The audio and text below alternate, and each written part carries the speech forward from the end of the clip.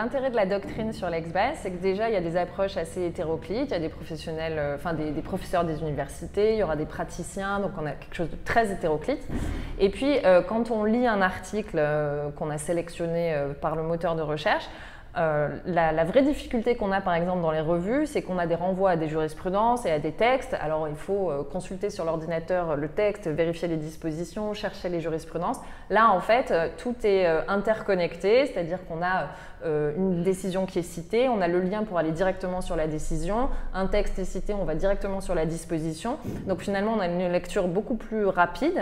Et quelque chose, une chose à laquelle moi je suis très sensible, c'est d'aller toujours vérifier la source quand on lit une doctrine qui a été interprétée par quelqu'un. Donc ça fait davantage réfléchir parce que c'est vrai que quand on lit une doctrine papier, on aura tendance à être un peu feignant et à pas forcément aller regarder la décision tout de suite ou le texte, et finalement on réfléchit un peu moins. Donc c'est vrai que ça c'est extrêmement pratique, et puis toujours dans ce même souci de connexion avec d'autres bases de données dans l'ex-base, où on bascule de la doctrine à la jurisprudence, et puis parfois aussi sur la radio.